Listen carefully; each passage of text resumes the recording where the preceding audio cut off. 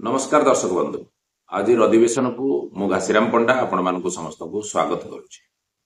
आमे क्रमागत भाव में अद्विका अधिवेशन रे थिबा विषय को नहीं आलोचना करुचे एवं आपण माने समस्ते यह को अनेक भल पाइबा देइचंती, निजे देखुचंती, पिला मानकु देखौचंती। यह बहुत स्वागत योग्य कथा।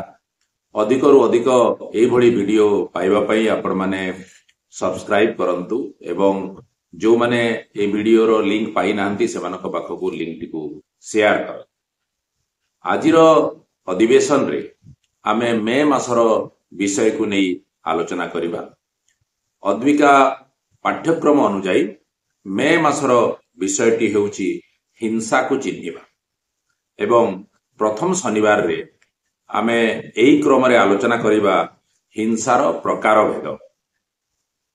पिला माने आपण माने जो माने आज सब अद्विका अधिवेशन को आनिचंती, आपण माने कहिले हिंसा कहिले आपण कौन बुझंती, कहा को हिंसा कुहा जाए। आग हिंसा को बुझिबा, तापरे तार प्रकार को आमे जिबा।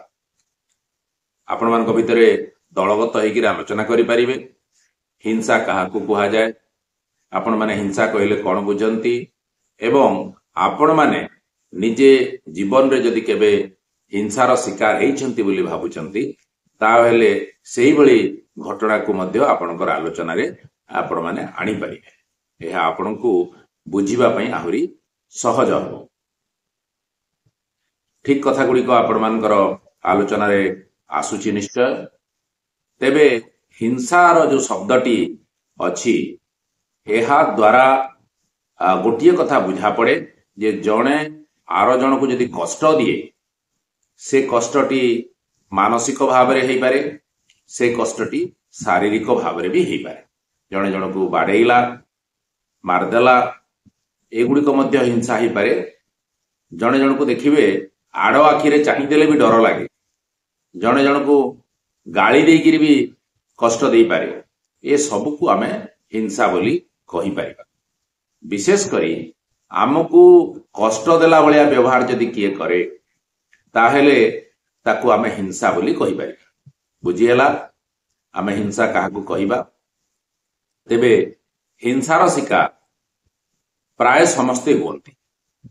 विशेष करी जो माने दुर्बल श्रेणी बा दुर्बल वर्गर आमर समाज रे व्यक्ति अछंती से समस्ते हिंसार शिकार हुअन्ति। पुओ पिला माने भी हिंसार शिकार हुअन्ति, झियो पिला माने भी हिंसार शिकार हुअन्ति। किंतु आमर समाजर जो रीति नीति नियम रही या यदि आमे देखिबा एवं तर्जमा करिबा, साधारणतः आमर किशोरी माने बा बालिका माने बा झियो माने एमाने बेसी मात्रा रे ए हिंसार शिकार भीतर को आसंती। हिंसा द्वारा बेसी मात्रा रे एमाने ही प्रभावित हुअन्ति। पुओ माने भी प्रभावित हेले मध्य पुओ मानक तुलन में झियो माने बेसी हिंसार शिकार हुअन्ति। तेबे कौन कौन सब एभली हिंसा रही आपण माने तार प्रकार सब कौन हो पारे ता विषय टिके चिंता करंतु एवं निज निजर खातारे आपण माने से प्रकार गुडी को लेखंतु। विशेषकर किशोरावस्था रे आमे माने कौन सब हिंसार शिकार हेई थाउ से विषय आपण माने गोटे तालिका तैयारी कर।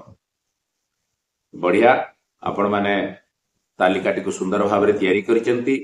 यदि समस्तंकर मत को आमे मिसई दबा ताहेले अनेक प्रकार रो आमे हिंसा विषय रे थी देखि परिबा। आसंतु से गुडी को गोटिए गोटे करी आमे आलोचना करिबा कौन कौन सबु हेई पारे। देखिलो तमे माने जो तालिकाटी तैयारी करिजो सेथिरे असमानता एवं तज्जनित हिंसा कथा लिखिच कि ता संगे देख लिंगगत भेदभाव भी हिंसा तैयारी करे से कथा आसी तम तालिका रे ताकू टिके देखिल। परिवार भितर भी हिंसा हुए, ताकू आमे पारिवारिक हिंसा बोली कहू। एवं विभिन्न समय रे यौन निर्यातनार शिकार होतबा कथा आमे माने गत अधिवेशन रे भी आलोचना करिथिले, आउ आमे समाज रे भी देखुचु। से भली भाव में अनेक घटना घटुची। से मध्य गोटे हिंसार प्रकार हो पारे। अनेक समय रे आमर ଶିଶୁ ଚାଲାଣ ହୁଏ ତା ଭିତରେ ଯଦି ଆମେ ସଂଖ୍ୟା ଦେଖିବା କିଶୋରୀ ମାନଙ୍କର ଚାଲାଣ ଝିଅ ପିଲାଙ୍କ ଚାଲାଣ ଟିକେ ଅଧିକ ହୁଏ। ତ ଏଇ ଯୋଉ ଚାଲାଣ ହୁଏ ପିଲାମାନଙ୍କର ସେଇ ଚାଲାଣ ବି ଗୋଟେ ପ୍ରକାରର ହିଂସା। ଆମେ ବାଲ୍ୟ ବିବାହ ବିଷୟରେ କଥା ହେଇଛୁ, ସେ ବି ଗୋଟେ ପ୍ରକାରର ହିଂସା। ସେଥିରେ ଆମର ପାଠ ପଢିବାର ଅଧିକାର କମିଯାଏ, ପ୍ରତିଦିନ ଆମେ ଘରେ କାମ କରିବାକୁ ପଡେ ଏବଂ ଯୌନ ନିର୍ଯାତନାର ଶିକାର ହେବାକୁ ବି ପଡେ। ପିଲାମାନେ ତମେ ମାନେ ଦେଖିଥିବ ଅନେକ ଜାଗାରେ ତମ ବୟସର ପିଲାମାନେ କାମ କରନ୍ତି, ସେମାନେ ପାଠ ପଢିବାର ସୁଯୋଗରୁ ବଞ୍ଚିତ ହୁଅନ୍ତି। ଆଉ ଦୋକାନରେ ହଉ ବା କୌଣସି ଏଇଭଳି ଜାଗା ଯୋଉଥିରେ ପଥର ବାଡେଇବା ବା ସେଇଭଳି କିଛି ଘଟଣା ଯୋଉଠି ଘଟୁଥିବ ସେଇ ଜାଗା ମାନଙ୍କରେ ପିଲାମାନେ ଥାଆନ୍ତି। କେହି ଜରି ଗୋଟଉଥିବା ଦେଖିଥିବ, କେହି ଭିକ ମାଗୁଥିବାର ବି ଦେଖୁଥିବ। ସେଇ କ୍ରମରେ ମଧ୍ୟ ସେମାନେ ଅନେକ ହିଂସା ଶିକାର ହୁଅନ୍ତି। ତାକୁ ତମେ ସବୁ ଶିଶୁ ଶ୍ରମିକ ବୋଲି କହିପାରିବ। ବଡ ବଡ ଘଟଣାକୁ ଆମେ ଯଦି ଟିକେ ଛାଡିଦେବା ତାହେଲେ ବେଳେ ବେଳେ ଅନେକ ସମୟରେ ଆମେ ପିଲା ବୋଲି, ଆମେ କିଶୋର କିଶୋରୀ ବୋଲି ଅନେକ ଦୁର୍ବ୍ୟବହାର ମଧ୍ୟ ଶିକାର ଆମେ ହେଇଥାଉ। ଆମକୁ ଅପବ୍ୟବହାର ବା ଖରାପ ବ୍ୟବହାର ଆମକୁ ଅନେକ ଲୋକ କରନ୍ତି। ସେଇ ସବୁ ହଉଛି ହିଂସାର ବିଭିନ୍ନ ପ୍ରକାର। ଏବଂ ଚାରିକଡେ ଏଭଳି ଘଟଣା ଗୁଡ଼ିକ ଯେତେବେଳେ ଘଟେ ତାକୁ ଆମେ ଯଦି ବୁଝିପାରିବା, ତାକୁ ଆମେ ଯଦି ଚିହ୍ନଟ କରିପାରିବା ତାହେଲେ ସେଇଭଳି ହିଂସାରୁ ଆମେ ନିଜକୁ ରକ୍ଷା କରିପାରିବା। ଆଉ ଟିକେ ଆମେ ବୁଝିବା ଯେ ଏହା କିପରି ଭାବରେ ଆମକୁ ପ୍ରଭାବିତ କରେ। এই ହିଂସାର ଯୋଉ ପ୍ରକାର ଆମେ ସବୁ ଆଲୋଚନା କଲେ, ଉଦାହରଣ ସ୍ୱରୂପ ଆମେ ଯଦି ନେବା ଯେ ଲିଙ୍ଗଗତ ଭେଦଭାବ ବା ଅସମାନତା, ଏହା ଆମକୁ କିପରି ପ୍ରଭାବିତ କରେ। ପିଲାମାନେ ଆମ ଘରେ ଅନେକ ସମୟରେ ଆମେ ଦେଖୁ ଯେ ପୁଅ ପିଲାମାନେ ଆଗୁଆ ଖାଆନ୍ତି। ପୁଅ ପିଲା ବୋଲି ସେମାନେ ଦୂର ବିଦ୍ୟାଳୟରେ ନାଁ ଲେଖିବାରେ ଅସୁବିଧା ହୁଏ ନାହିଁ। ପୁଅ ପିଲା ବୋଲି ସେମାନେ ବିଭିନ୍ନ ଜାଗାକୁ ଯେତେବେଳେ ଯାତ୍ରା ହୁଏ ବା କୌଣସି ପର୍ବପର୍ବାଣୀ ହୁଏ ସେ ଏକଲା ବି ଯାଇପାରନ୍ତି, ତାଙ୍କୁ ବାରଣ ନଥାଏ। ସେ ଘରୁ କେତେବେଳେ ବାହାରକୁ ଯିବେ, ବାହାରୁ କେତେବେଳେ ଘରକୁ ଫେରିବେ, ବାରଣ ନଥାଏ। କିନ୍ତୁ ଆମେ କିଶୋରୀ ବୋଲି, ଆମେ ବାଳିକା ବୋଲି ଆମର ଯାତାୟାତକୁ ଅନେକ ସମୟରେ ନିୟନ୍ତ୍ରିତ କରାଯାଏ। ଝିଅ ପିଲାଟିଏ ଏତେ ଦୂରରେ କଣ ପାଠ ପଢିବ, ତେଣୁ ତା ପାଠ ପଢା ସେଇଠି ରହିଲା। ଝିଅ ପିଲାଟିଏ ଟିକେ ଭାଇ ଭଉଣୀର ଯତ୍ନ ନଉ, ଆଉ ସେ ଆଜି ସ୍କୁଲ ନ ଗଲେ ବି ହବ, ତାହେଲେ ସେଦିନ ତାର ସ୍କୁଲ ଯିବା ବନ୍ଦ ହେଇଗଲା।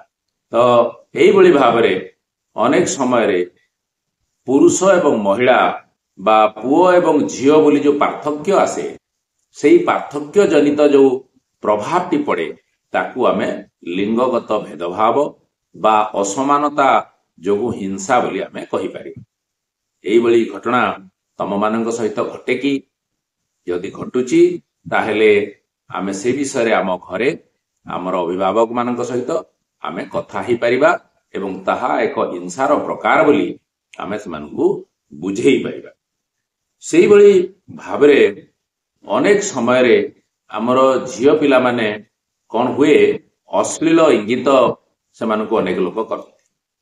ସେମାନଙ୍କୁ ବିଭିନ୍ନ ସମୟରେ ଯୌନାଚାର ତାଙ୍କର ଅନିଚ୍ଛାରେ ତାଙ୍କ ସହିତ କରାଯାଏ। ସମ୍ପର୍କ ରଖିବା ପାଇଁ ତାଙ୍କୁ ବାଧ୍ୟ କରାଯାଏ। ତାଙ୍କୁ ଖରାପ ଭାଷାରେ କମେଣ୍ଟ କରନ୍ତି ଅନେକ ଲୋକ। ଏହାକୁ ମଧ୍ୟ ଆମେ ଗୋଟେ ପ୍ରକାରର ହିଂସା ବୋଲି କହିପାରିବା। ଏବଂ ଏ କଥାଟି ଖାଲି ମୁହଁରେ କରନ୍ତି ସେୟା ନୁହେଁ।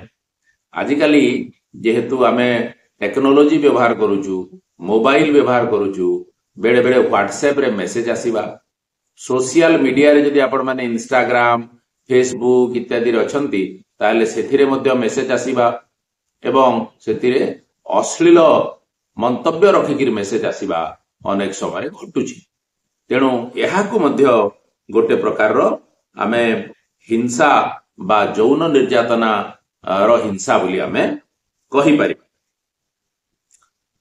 ଆଉ ଗୋଟେ ବଡ କଥା ଆମର ସମସ୍ତ ଘଟୁଥିବାର ଆମେ ଦେଖୁଛେ ଯେ ବଜାରରେ ଅନେକ ସମୟରେ ଆମର କିଶୋରୀ ମାନଙ୍କୁ ବିକ୍ରି କରିଦେବା କଥା ଆଲୋଚନାକୁ ଆସୁଛି। କଣ ହୁଏ, ଆମର କିଶୋରୀ ମାନେ ଏପରିକି ସମସ୍ତ ପ୍ରକାରର ଶିଶୁମାନେ ମଧ୍ୟ ଏଥିରେ ପ୍ରଭାବିତ ହୁଅନ୍ତି। ଝିଅ ପୁଅ ନିର୍ବିଶେଷରେ ବି ପ୍ରଭାବିତ ହୁଅନ୍ତି। ଅନେକ ସମୟରେ ଆମେ ପ୍ରଲୋଭନର ଶିକାର ହଉ, ଆମକୁ ଭୁଲେଇ ସମ୍ପର୍କ ରଖନ୍ତି ଏବଂ ଆମକୁ ପ୍ରଲୋଭିତ କରି ତାଙ୍କ ସହିତ ସେମାନେ ଆମକୁ ନେଇଯାଆନ୍ତି ଏବଂ ଅଧିକାଂଶ କିଶୋରୀ ବୟସରେ ଏ କଥାଟି ଘଟେ। ତେଣୁ ଆପଣମାନେ ଟିକେ ସଚେତନ ରହିବେ। ତାପରେ ସମ୍ପର୍କ ଆଳରେ ଆସିନା ଆମକୁ ନେଇଯାଆନ୍ତି, ପରେ ବିଭିନ୍ନ ଜାଗାରେ ତାଙ୍କୁ ବିକ୍ରି କରିବା, ତାଙ୍କର ଅଙ୍ଗ କୁ ବାହାର କରିକି ବିକିଦେବା, ଯେପରିକି କିଡନୀ ଏବଂ ଇତ୍ୟାଦି ଏସବୁ ଆମ ଦେହ ଭିତରେ ଅଛି। ସେ ସବୁ କାରଣରୁ ତାଙ୍କୁ ପରବର୍ତ୍ତୀ ସମୟରେ ବ୍ୟବହାର କରାଯାଏ। ଏହାକୁ ଚାଲାଣ ବୋଲି କୁହାଯାଏ ଏବଂ ଏ ଚାଲାଣ ଦ୍ୱାରା ଆମର ଅନେକ କିଶୋରୀ ପ୍ରଭାବିତ ହୁଅନ୍ତି, ଆମର ଅନେକ ଶିଶୁ ବା କିଶୋର ମାନେ ମଧ୍ୟ ପ୍ରଭାବିତ ହୁଅନ୍ତି ଏବଂ ଏହା ସେମାନଙ୍କୁ ଶାରୀରିକ ଭାବରେ ବି ପ୍ରଭାବିତ କରେ, ସେମାନଙ୍କୁ ମାନସିକ ଭାବରେ ବି ପ୍ରଭାବିତ କରେ। ତେଣୁ ଏହାକୁ ମଧ୍ୟ ଗୋଟେ ବଡ଼ ପ୍ରକାରର ହିଂସା ବୋଲି ଆମେ କହିବା। ଏହା ବ୍ୟତୀତ ଆମେ ଯେମିତି ଆଲୋଚନା କରୁଥିଲେ, ଆମ ଚାରିକଡ଼େ ପିଲାମାନେ କୌଣସି ବି ପ୍ରକାର ଖରାପ ବ୍ୟବହାରର ଯଦି ଶିକାର ହେଉଛନ୍ତି, ଯେମିତି ପାଠ ପଢିବା ବୟସରେ ସେ କୋଉଠି ଚା ଦୋକାନରେ କାମ କରୁଛି, ପାଠ ପଢିବା ବୟସରେ ସେ କୋଉଠି କିରାନା ଦୋକାନରେ କାମ କରୁଛି ବା କୋଉ ହୋଟେଲରେ କାମ କରୁଛି ପିଲାଟିଏ, ତାକୁ ଆମେ ଶିଶୁ ଶ୍ରମିକ ବୋଲି କହୁ। ତାର ଯୋଉ ମୌଳିକ ଅଧିକାର, ପାଠ ପଢିବାର ଅଧିକାର, ସେଥିରେ ବ୍ୟାଘାତ ହୁଏ। ଅନେକ ସମୟରେ ତାକୁ ଗାଳି ଗୁଲଜର ସମ୍ମୁଖୀନ ହେବାକୁ ପଡେ। କମ ବୟସରେ, କିଶୋରୀ ବୟସରେ ଆମର ଅନେକ ଝିଅ ପିଲାମାନେ ଘରେ ଅଭାବ କାରଣରୁ ଆଉ କାହା ଘରେ ମଧ୍ୟ କାମ କରନ୍ତି ଏବଂ ସେ କାମ କଲା ଭିତରେ ସେମାନେ ତ ନିର୍ଯାତନାର ଶିକାର ହୁଅନ୍ତି, ତା ସହିତ ଅପବ୍ୟବହାରର ମଧ୍ୟ ସେମାନେ ଶିକାର ହୁଅନ୍ତି।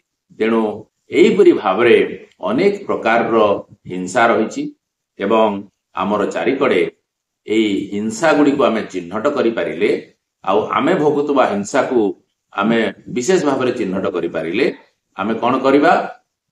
ହିଂସା ବିଷୟରେ ଚର୍ଚ୍ଚା କରିବା, ହିଂସା ବିଷୟରେ ମୁହଁ ଖୋଲିବା ଏବଂ ପ୍ରତିରୋଧ କରିବା। ଆମେ ଏଇ କଥାଟିକୁ ଆମର ଅଙ୍ଗନବାଡି ଦିଦିଙ୍କୁ କହିପାରିବା, ଆମର ଅଭିଭାବକ ମାନଙ୍କୁ କହିପାରିବା, ତାହେଲେ ଯାଇ ଆମେ ହିଂସାରୁ ନିଜକୁ ବର୍ତ୍ତେଇ ପାରିବା।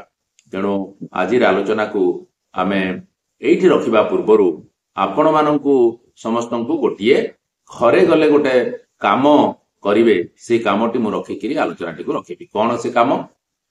ମତେ ମୋ ଜୀବନରେ ଏ ପର୍ଯ୍ୟନ୍ତ ଘଟିଥିବା ସେଭଳି କୌଣସି ହିଂସା ବିଷୟରେ ମୁଁ ଆଲୋଚନା କରିବି ଏବଂ ମତେ ସେ କିଭଳି ଭାବରେ ପ୍ରଭାବିତ କରିଛି ସେ ବିଷୟରେ ମୁଁ ଟିକେ ଚର୍ଚ୍ଚା ଆଲୋଚନା କରିବି ଏବଂ ସେଥିରୁ ବର୍ତ୍ତିବା ପାଇଁ ମୁଁ କ'ଣ କରିପାରିବି ସେଇ ବିଷୟରେ ମୁଁ ଅଭିଭାବକ ମାନଙ୍କ ସହିତ ଆଲୋଚନା କରିବି। ଏ କାମଟି ଆପଣମାନଙ୍କ ପାଇଁ ଏବଂ ଆପଣମାନେ ଏହାକୁ ଯେତେ ଭଲରେ କରିପାରିବେ ନିଜର ଜୀବନ କୌଶଳକୁ ସେତେ ସୁଦୃଢ଼ କରିପାରିବେ।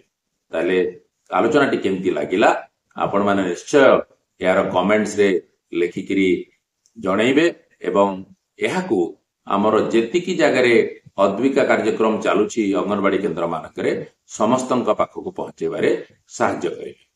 ଆଜି ପାଇଁ ଏତିକି, ନମସ୍କାର।